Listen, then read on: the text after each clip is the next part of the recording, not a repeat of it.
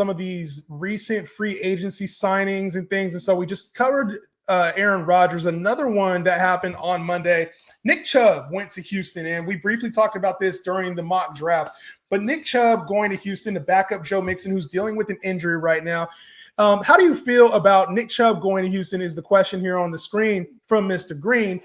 And to be honest, like Nick Chubb to me is not a player that I'm like truly concerned about when it comes to like how his value is going to impact Joe Mixon. Like I don't really think it's going to affect Joe Mixon. This is a backup. Nick Chubb is a backup at this point in his career. Barely was averaging 3 yards a carry last season for the Browns. I think, unfortunately, 30 years old, coming off 2 ACL injuries, I'm not sure we'll ever see Nick Chubb look the same, even though he was, for a time, one of the best pure runners in the game. Put some respect on Chubb's name, bro. You got to put some respect on Chubb's name. He was once the best runner of the football in the NFL. You know what I'm saying? An auto 5 yards per carry. This is probably going to be his best offense in his career. Listen, the knee injury looked disgusting. Yeah. It did. Yeah. It looked bad. He's bounced back from that before. Is he just a backup? I don't think so. I don't think he's just a backup. I think it could be like a put a roll on that, right? Like, what do you think touch wise per game? You think they're like, hey, we gave Joe Mixon too much work last year, so we got to get Nick Chubb in the game and get him like to this 50, 60 yards a game. Like, do you think 1,000 yards is within range? 10 touchdowns? Like, talk to me. Where are you at? Because it seems like you're more in on Nick Chubb. Like, I'm not in on Nick Chubb at all. Yeah, I mean, I think if you grab Nick Chubb towards the end of your round, end of your drafts, I think it's a plus. I think it obviously depends on his health, how he's going to look, right? But it could be a situation where it's like, okay, let's run the hot hand. If Nick Chubb is still really good at running the football, as Mixon is, it could be a 1A, 1B type situation. This is the best offense he's ever been on. Flat out. The best offense he's ever been on. Best quarterback. You can't stack the box. And, they kind of revamped their offensive line through the draft.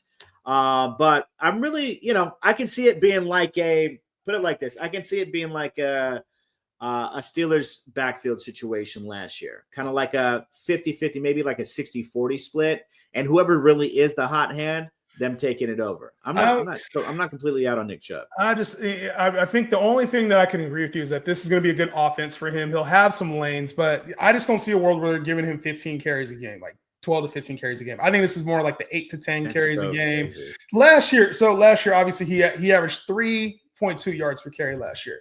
His game log, 11 carries, 22 yards, 16 carries, 52 yards, 15 carries, 39 yards, 11 carries, 50 yards. Like, there's no games he had over 60, and he had a 20-carry game for 59 yards. Like, I just don't really – and he doesn't catch the rock. So I just don't know that he really – to me, there's not a whole lot of value here with Nick Chubb. I would never want to start him. I would never want to put him as my flex. And I think he's just more name value than anything right now. Like, I think Nick Chubb's best days are behind him. So – I know he's strong as shit. I know he squats, but let's chill. I think me personally, I'm just like, I think he's more of a name that we used to take in the top, 5 running backs. I just think that he ain't there no more, bro. That's crazy. This is probably the first and only person that is a name and was a huge name that because of age and because of injury, you're letting go. That's a first. That's we just got done talking 6-8 minutes on Aaron Rodgers, who had an injury, who did, you know what I'm saying? But I think it's quite the opposite. I mean, backups is crazy. Backups not going to start as I'll be flipping these lines wrong. Listen, we had another signing too, and it was J.K. Dobbins. J.K. Dobbins signed, and everybody was thinking that he was going to go to the Texans, and then there was talks that he was going to go to other teams. He ends up signing with the Denver Broncos on a 1-year deal, $5.25 million, same contract Najee got for the record.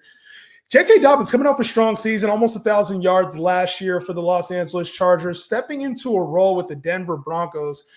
Now, the situation's a lot different than Nick Chubb for me because now you have a rookie who was presumed the starter, R.J. Harvey. A lot of people showing love for R.J. Harvey this offseason once he got drafted to the Broncos.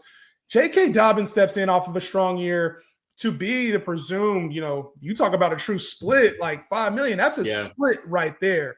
How are you feeling about J.K. Dobbins and R.J. Harvey? I didn't really think J.K. Dobbins – I think he had a very strong start to the season. I didn't really think he was very fantasy. Like I wasn't thinking he was like this top 15, top 20 guy that everybody else thought he was. But he was, right? I mean, you could, talent-wise, he wasn't, but not towards the end, but production-wise, he definitely was, right? So, but this is where I'm at with them. I think that Sean Payton, we know historically with Sean Payton with the Saints, he had 2 successful fantasy running backs on each team. Whether it's, your Kamara and, Kamara's there towards the end, but like if you think past, like you had Darren Sproles and, you had a bruiser where it's, Ingram or even like Pierre Thomas and, we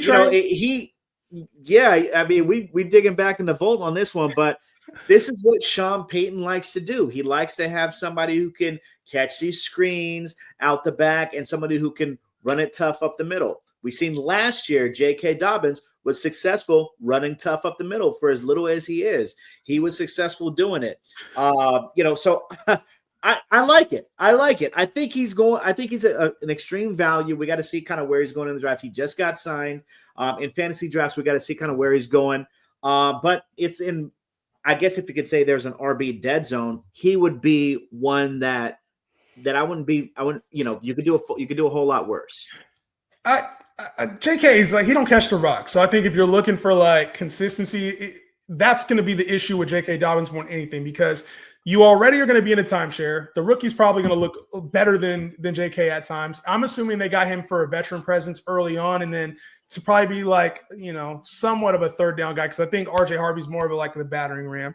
And I don't really think JK is going to be that great in catching the rock. It's more for pass protection and just knowledge of that aspect, in my opinion. So I think JK will be good, but I'm hoping that everybody's not expecting him to be, the top 25 running back he was last year. I think this is a different role for him. And this is, if RJ Harvey maybe struggles out the gate, maybe he has the role early.